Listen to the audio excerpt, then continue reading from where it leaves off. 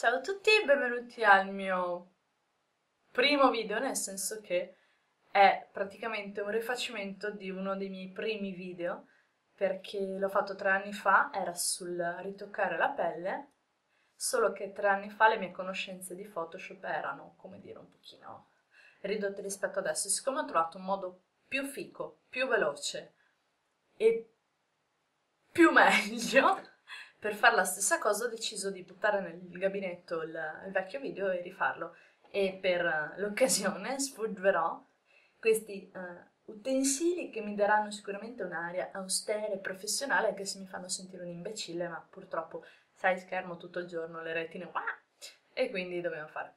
In pratica la tecnica che volevo farvi vedere, che ho scoperto, non l'ho creata io purtroppo, non sono così intelligente, permette di sistemare la texture della pelle senza darle un effetto plasticato perché in pratica mantiene la porosità della pelle permettendo di togliere le schifezze. È una gran figata.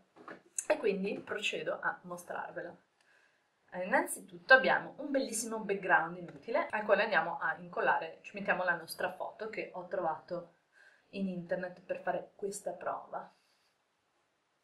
La prima cosa che andiamo a fare è copiare il livello, quindi prendo il livello, lo trascino sull'iconcina in basso a destra per copiarlo e ottengo Layer 1 Copy.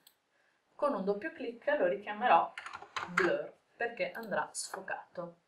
Quindi vado su Filtri, faccio Blur, sfocatura, sfocatura gaussiana e lo sfoco leggermente, non troppo, quindi in modo da perdere un po' i dettagli ma senza eccedere.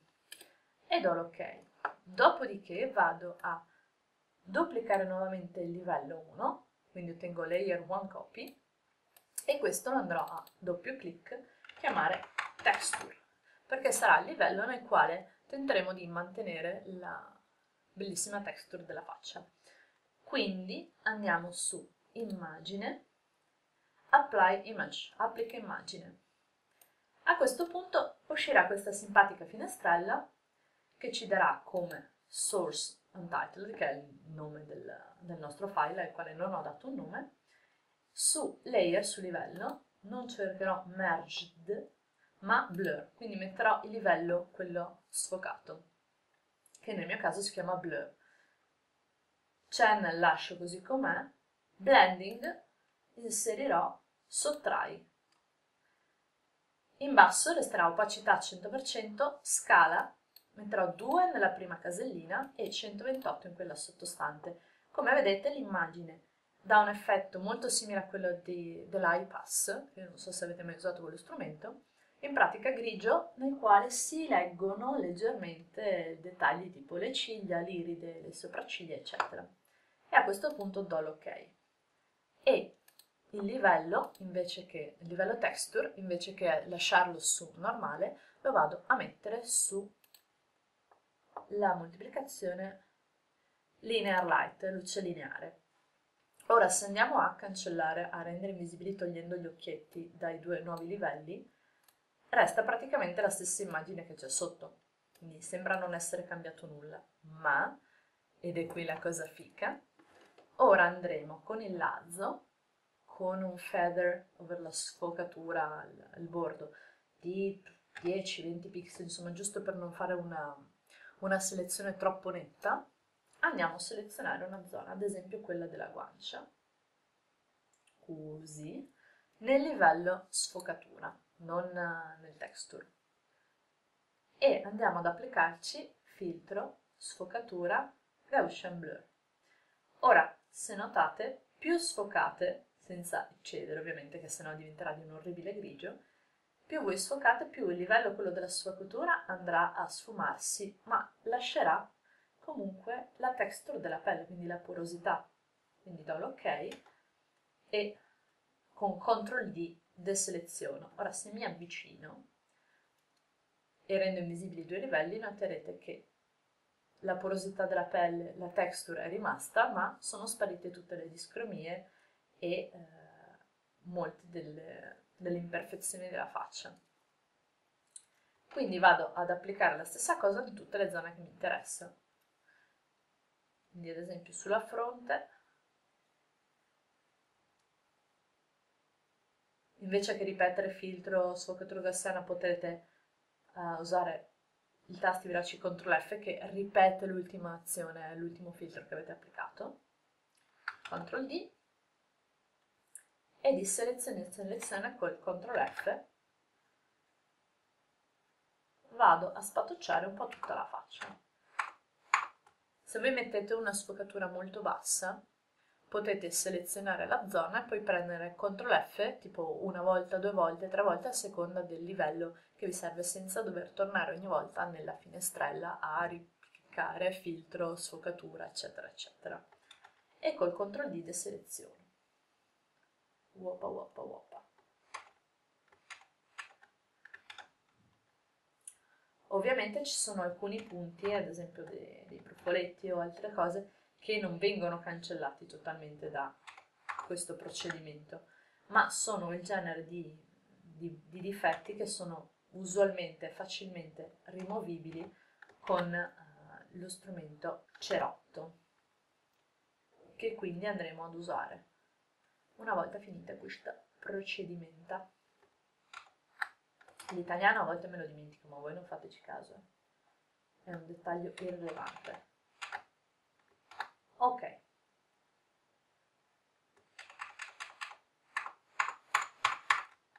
(20.000 click nei punti più angusti,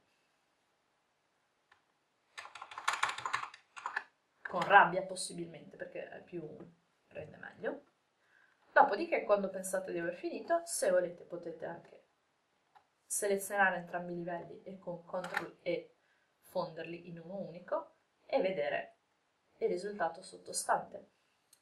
Con lo strumento cerotto adesso, proprio come ultima cosa, io normalmente lascio le impostazioni normali, quindi ho 18 come dimensione, ma la scegliete in base alla grandezza della vostra foto, e Content Aware, quello non l'ho mai toccato, quindi lo lascio così com'è, e vado a cliccare proprio, tipo qua c'è una cicatrice che posso voler togliere, eventuali nails se sono di troppo, o brufoletti o cose del genere che non ci garbano troppo, e andiamo a cancellare con dei piccoli colpi di clic.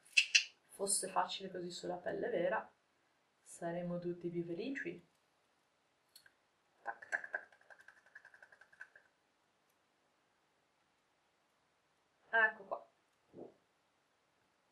Quindi quello che dovremmo ottenere alla fine è un risultato naturale di una pelle estremamente fica perché la voglio, ma non con quell'effetto patinato fluorescente di certe copertine o soprattutto di certi lavori un po'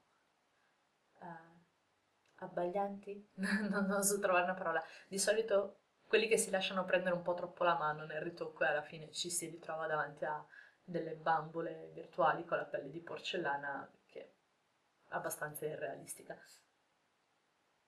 Quindi questo è l'effetto finale, magari ho anche esagerato per accentuare la cosa, voi potete farlo più blando, come potete vedere sono andate via le imperfezioni, discromie e anche le zone molto luminose che c'erano tipo la punta del naso, sulla fronte e sulle guance.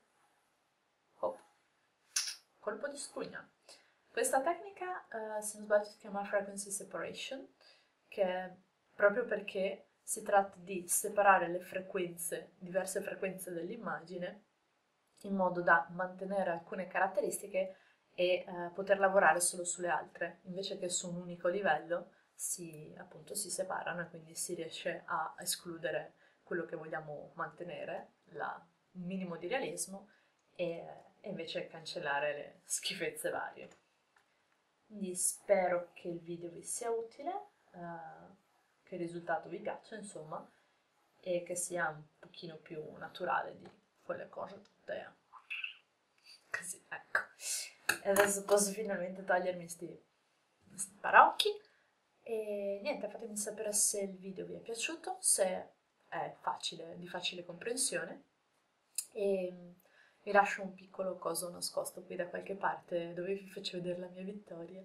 No, non è un video montato fico, ho solo ripreso lei che faceva la deficiente, e no, aspetta, ho ripreso me che facevo la deficiente perché divento scema, perché sai quando vedi i bambini per strada, la gente che gli fa "Ah, bu, bu, bu, bu, bu", e tu dici ma quanto siete imbecilli, perché fate così? E poi sei lì che parli, ciao Vittoria, Vittoria la mia Vittoria, che bella la mia banana. E cosa stavo dicendo? Esatto, quelle cose lì così. E quindi ve la lascio per farvi vedere quanto è fuffolosa e se vi state domandando che razza è una razza presa dal canile, quindi è un groppo di cose, presumibilmente un po' di maremmano, un po' di pastore svizzero e un 80% di Fortuna Drago, quello della storia infinita. E niente, ci vediamo al prossimo video.